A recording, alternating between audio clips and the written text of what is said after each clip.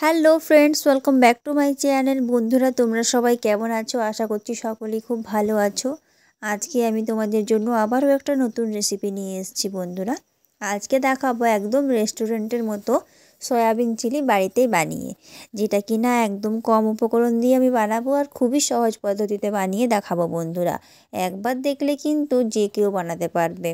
আর soybean chilli খেতে মন করলে কিন্তু তোমাদেরকে আর রেস্টুরেন্টে যেতে হবে না, তোমরা কিন্তু বাড়িতেই বানিয়ে খেতে পারবে।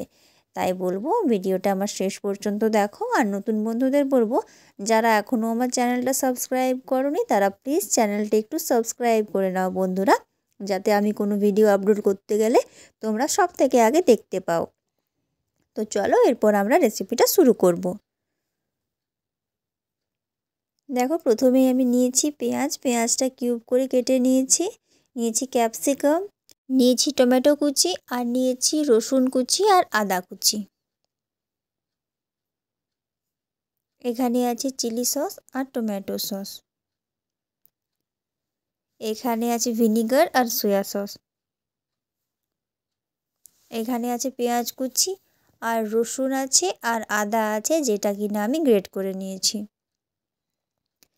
এখানে দেখো বন্ধুরা, সয়াবিনটা আমি সেদ্ধ করে জলটা পুরো নিংড়ে নিয়েছি। সয়াবিনগুলো আমি একটা থালার মধ্যে রেখে নিলাম। এই দেখো, এর মধ্যে জল নেই কিন্তু। এখানে নিয়েছি ডিমটা তোমাদের যটা লাগবে তোমরা নেবে। আমি প্রথমে দুটো নিলাম, পরে লাগলে আরও দেব। ডিমটা ফেটিয়ে নিলাম সামান্য নুন দিয়ে। এরপর দেখো, সয়াবিনগুলো এইভাবে ডিমের সাথে মাখিয়ে নিলাম। এরপর তেলের মধ্যে দিয়ে দেবো এগুলো ভেজে নেব। আমি কিন্তু সর্ষের তেলে এগুলো ভাজছি। তো দেখো বন্ধুরা, আমি উল্টে নিচ্ছি একটু, একদিকটা হয়ে গেছে, এভাবে আমি উল্টে নেব। এই দেখো, আর একটু ভাজা হলেই কিন্তু এগুলো তুলে নেব। এই দেখো, তুলে নিচ্ছি।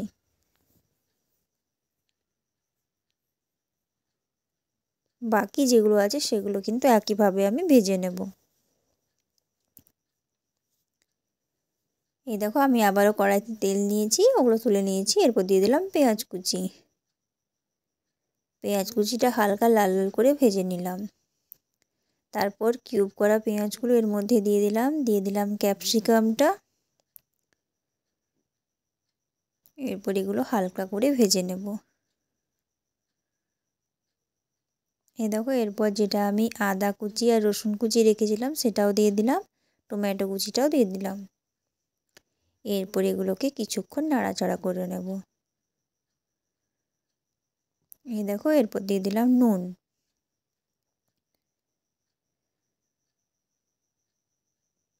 ব্যাস, কিছুক্ষণ নাড়াচাড়া করব, লো ফ্লেমে এটা ভেজে নেব। দিয়ে দিলাম সামান্য একটু জল। এই দেখো, এরপর আমি ভিনিগার আর সয়া সসটা এর মধ্যে দিয়ে দিলাম। এরপর টমেটো সস আর চিলি সসটাও এর মধ্যে অ্যাড করে দিলাম। ভালো করে মিশিয়ে নিলাম সবগুলো একসাথে। এই দেখো, আর একটু জল দিয়ে এটা ফুটতে দিয়ে দিয়েছি। এরপর ভেজে রাখা সয়াবিনগুলো আমি এর মধ্যে দিয়ে দেব। ব্যাস বন্ধুরা, আমাদের রান্নাটা কিন্তু একদম শেষের দিকে। এটা খুব ভালোভাবে আমি মিশিয়ে নিলাম। একটু শুকনো শুকনো হলে এটাকে আমি নামিয়ে নেব।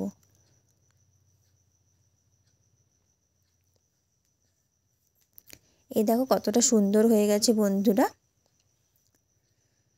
এই দেখো, এরপর দিয়ে দিলাম ওপর থেকে কাঁচা লঙ্কা কুচি, দিয়ে দিলাম সামান্য ধনেপাতা কুচি। এরপর একটু নাড়াচাড়া করব। এই দেখো, একদম হয়ে গেছে রেডি। ব্যাস, হালকা একটু নাড়াচাড়া করে এটাকে আমি এরপর নামিয়ে নেব।